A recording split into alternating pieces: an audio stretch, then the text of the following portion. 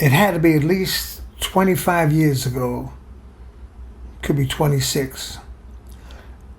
A small group fellowship was meeting at church, probably about 10 or 12 of us. Anyway, there was a couple that was noticeably missing from our group. About 10 minutes after we began the meeting, Ray comes in. He says, "Come out to the car, I got to show you something. Come out real quick." So, me being the person I am, I was the first one out there. I can't wait to see what he's going to show us.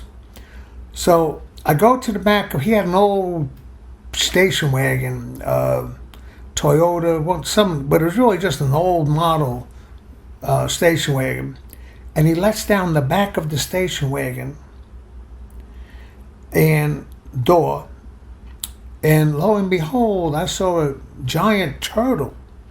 I mean, the turtle was as big as, I don't even know, a big old dish or something. I know, I can't even compare it. I never seen anything that big, really. And I'm looking at it, it's looking at me.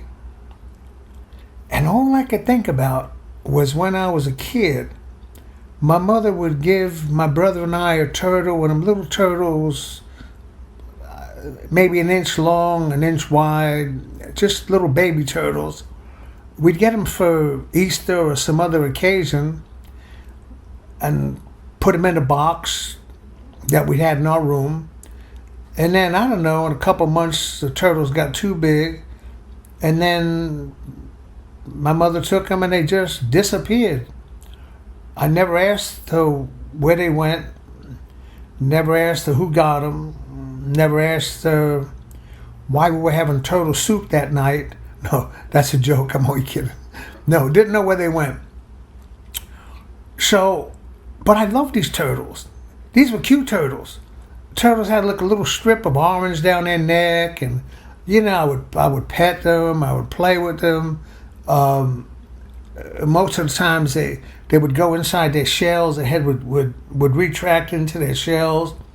Every once in a while they got used to me. Their heads would come out. I'd pet the top of their heads.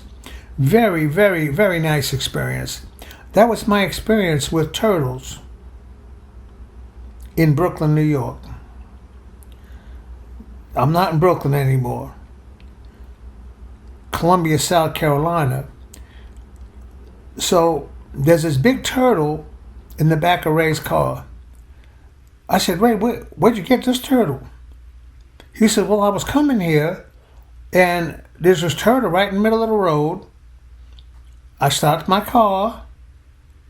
I picked him up and I put him in the back of the car. I wanted to show everyone." So I went, "Oh, that is so nice." I said, "Well, here," I said, "let me play with it a little while." Well, I went to stick my hand in, but the turtle, unlike my box turtle back in New York, did not stick its head inside the shell. Matter of fact, it seemed to extend its neck. And then when this turtle extended its neck, I saw on the neck looked to be scales, almost like armor. I didn't know what this thing was, And then I looked at its legs. It had armor on its legs and armor on its tail. Thought to myself, this is like no box turtle that Mama ever gave me. But I got away with turtles. So I go to pet this turtle like I did my box turtles.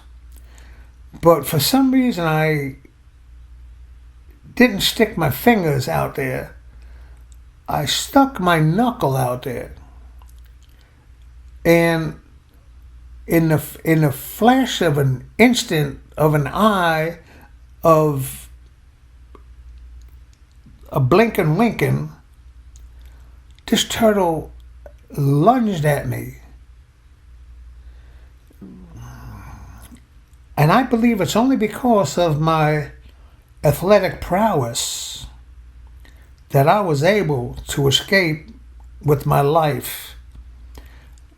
I pulled back my hand so fast, however, it wasn't fast enough, because I did have two marks on either side of my knuckle where this turtle was going to clamp down. And my friend Ray was astounded. He said, "Paul, what are you doing?" I said, "Well, I was going to pet the turtle." He said, "Pet the turtle? You don't pet this turtle." He says, "You know what kind of turtle this is?" I went, "Well, a box turtle, isn't it?" "No, not exactly." He said, "This is what we call down here a snapping turtle." He said, "If this turtle would have grabbed a hold of your knuckle," he said, "we would have had to cut its head off. This turtle was not going to let go of its grip once it got a hold of you." I went, "Really?" I said, "So why did you let me put my hand in there?" And he said, "Well, I really thought that you had some kind of magical powers or something." He said, I thought for surely you knew better than to stick your hand in the mouth of a snapping turtle." I said, "Ray, thanks a lot. Now you tell me." So I learned that day that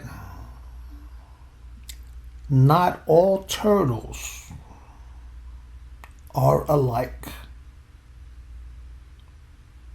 Until next time, bye.